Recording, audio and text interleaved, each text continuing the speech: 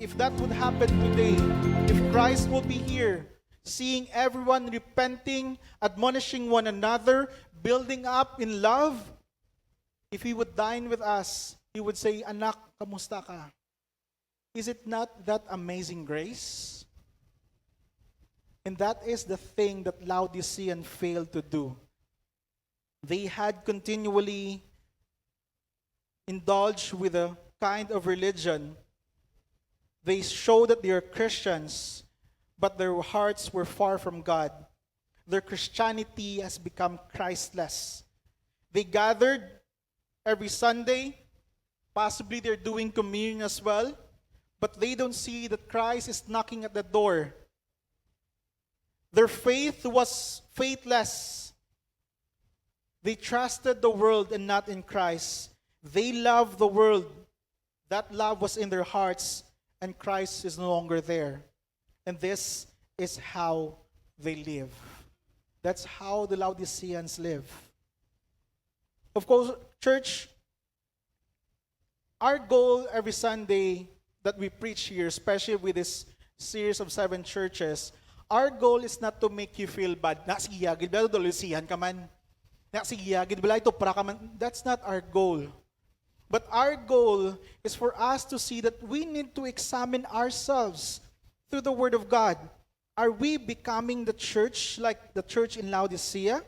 Or are we in the constant struggle against the world?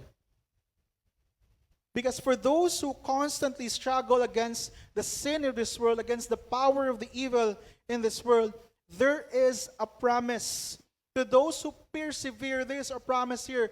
To the one who conquers, I will grant him to sit with me on my throne, as I also conquered and sat down with my Father on his throne. And he who has an ear, let him hear what the Spirit says to the churches. The promise here is true. To those who conquers in the church of Ephesus, Christ will grant to eat of the tree of life, which is in the paradise of God. To those who conquers in the church of Smyrna, Christ will not you be hurt by the second death. To those who conquers in the church of Pergamum, Christ will give some of the hidden manna and give him a white stone with a new name written on the stone that no one knows except the one who received it. To the one who conquers in the church of Thyatira, Christ will give him authority over the nations, and he will give himself.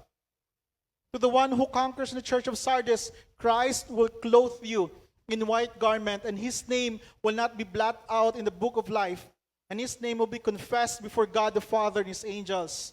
And to those who conquer in the church of Philadelphia, Christ will make you a pillar in the temple of God, in the new heavens and the new earth.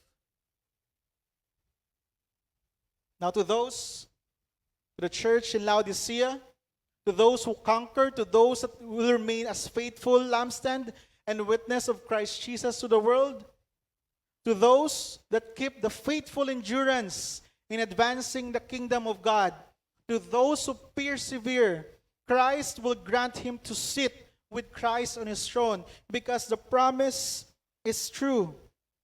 Christ will be with us.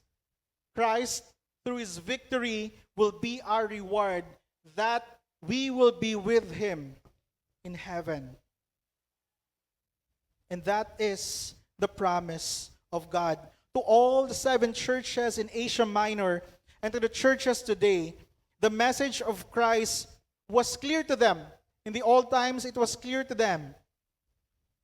We see Christ knows his church, understands his church, and gives same principle, and the principle is coming to us as well, that by the grace of God, through God's wisdom and guidance, a doctrine we hold dearly is seen here, which is part of the doctrine of grace, the last doctrine of the tulip, the perseverance of the saints. And this is the message of Christ to all the churches, the 7 churches, and to us today.